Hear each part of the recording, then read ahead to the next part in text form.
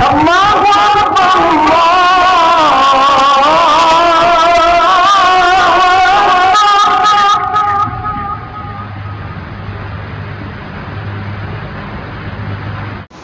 یہ امت تو رسول اللہ صلی اللہ علیہ وسلم کے احسان کا بدلہ دے ہی نہیں سکتی،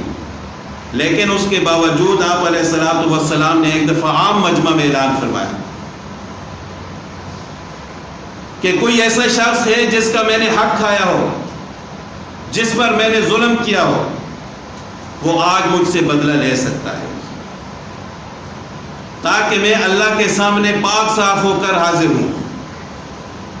لیکن کون ایسا جو یہ کہے کہ رسول اللہ صلی اللہ علیہ وسلم نے میرا حق کھایا ہے؟ ایسا ہو ہی نہیں سکتا، بلکہ آپ علیہ الصلوۃ والسلام کے حقوق لوگوں پر تھے، احسانات تھے۔ آپ علیہ الصلوۃ والسلام نے یہ اعلان فرمایا تھا اگر کوئی شخص فوت ہو جائے، اس کے ذمہ قرض ہو تو میں قرض ادا کروں گا، اس سے بڑا احسان اور کیا ہو سکتا ہے؟ تو کوئی یہ کیسے کہہ سکتا ہے کہ آپ علیہ الصلوۃ والسلام پر میرا حق ہے؟ لیکن ایک صحابی کھڑے ہوئے، کہنے لگے کہ یا رسول اللہ صلی اللہ علیہ وسلم، آپ نے ایک دفعہ میری کمر پر مارا تھا، تو آپ صلی اللہ علیہ وسلم نے فرمایا کہ مجھے تو یاد نہیں ہے، لیکن آپ کو یاد ہے تو میری کمر حاضر ہے، بدلہ لے لو۔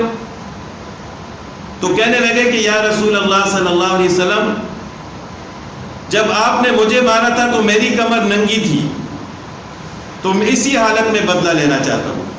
آپ علیہ الصلوۃ والسلام نے کمر مبارک سے کپڑا ہٹایا اور فرمایا کہ میری کمر حاضر ہے، بدلہ لے لو۔ وہ صحابی آئے آپ علیہ الصلوۃ والسلام کی کمر مبارک کے پاس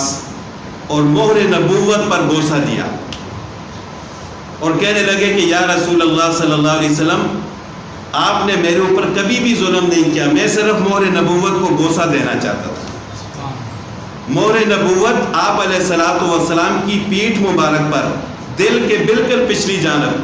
تھوڑا سا ابھرا ہوا حصہ تھا، یہ آپ علیہ الصلوۃ والسلام کے آخری نبی ہونے کی علامت تھی۔ تو بوسہ دینے کے لیے مہر نبوت پر ان صحابی نے اس طرح رسول اللہ صلی اللہ علیہ وسلم سے فرمایا، لیکن کوئی بھی ایسا نہیں تھا کہ کسی نے یہ کہا ہو کہ میں بدلہ لینا چاہتا ہوں۔ تو جب آپ علیہ الصلوۃ والسلام اپنے آپ کو پیش کر سکتے ہیں